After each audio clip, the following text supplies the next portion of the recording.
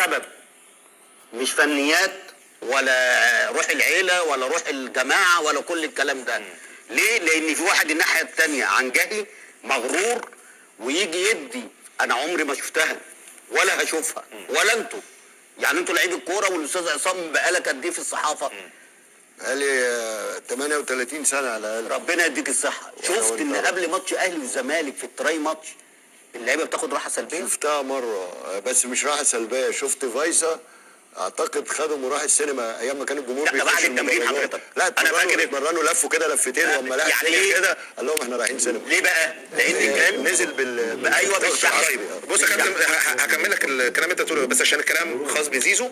نادي الزمالك اعلن رسميا باصابه زيزو الكدمه في وش القدم. مفيش ده يا حبيبي ما انت قلت على امام عاشور كان عنده مفتوح شد في العضله الخفيه. باكد لك ان ده رسمي من قرار النادي. كابتن رضا يقصد ده كلام النادي يعني. لكن هو لا استنى بس انا عايز اعرف هو انت اصلا كنت موجود معاه؟ يابا استنى بس عشان انتوا بس بتلونوا الكلام يا استاذ عصام. يوم موضوع امام عاشور يوم ماتش صن داونز الاولاني اللي الراجل ما خدوش طلع محمد فاروق قال لك عنده بص التقرير اهو طلعوا تقرير ان عنده رشح في الانكل. حصل؟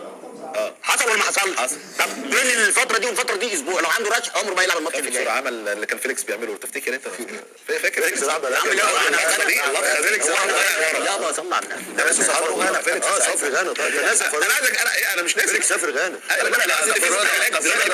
التقرير اللي هو الطبي انا بكلمك على اللي احنا شفناه. انا عايزك تكمل لي بقى. انا خلاص احنا قلنا ان لازم يطلع خلاص. فانا بقول لك يستاهل المكسب النهارده عشان ان انت لما تكون مدير فني واجي في التراي ماتش اللي هو الاساس اللي هو البروفه الاخيره اللي هو اللمسات الاخيره يا استاذ عصام اللي انا من خلالها ممكن اشيل الاستاذ عصام واحط محمد فاروق او ان انا اعمل تكتيك في الكورنر او في الفاول او في الوقفه بتاعه الديفنس او في نص الملعب في التحركات وانت لغيت الكلام ده.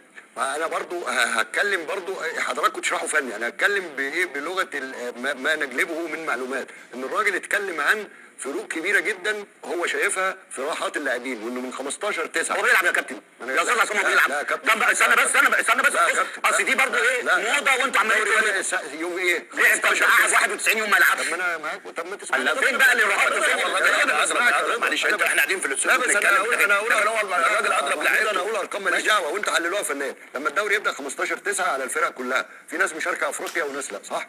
في ناس راحت كاس عالم وناس لا. طب هو الدوري انا جاي لحضرتك هقول لحضرتك اكمل لحضرتك بس يا كابتن. هو دلوقتي مش الوداد نفس الاهلي. لا معلش. ده ايه مش اشترك في كاس العالم كاس اسمع مني. افريقيا. طيب اسمع مني. ومش عارف الترجي في كاس افريقيا زيه زي الاهلي واشترك في الدوري بتاعه. اسمع مني للاخر. اصل هي بالعدد. الاهلي ده فرق ماتشين يعني الزمالك لعب 13 يا باشا. الاهلي لعب في افريقيا. الاهلي يعني بيقلل اليوم. لا ما تقولش ارهاق. بمباراه اليوم ما تتعدلش. مباراه اليوم يا كباتن 33 مباراه. 33 مباراه في كل الاهلي. طب في الدوري ولا في البطولات الثانيه؟ افريقيا وكاس عالم. هقول لحضرتك بس طبيعي ان قبل ماتش ميديانا كان هيلاعب طلائع الجيش. كان لعب وسافر عادي. لا يا حبيبي بص يا استاذ عصام يا عم اسمعوني بس. هم طب اشمعنى لعبوه تاني الاسبوع بعد ما ضمن الصعود مع البلديه والبلديه في 8 ايام لعبت 3 ماتشات؟ لا كابتن رضا العدل. احنا عايزين العدل. الناس اللي العدل ده بيحرجها ما بيردوش ليه؟ يعني انا ما بشوفش حد يحرجها. يا عم كله بيخاف من النادي الاهلي. ليه يا عم؟ الزمالك قليل يا كابتن رضا. يا راجل ده الزمالك قال انتوا قلتوا كهربا لو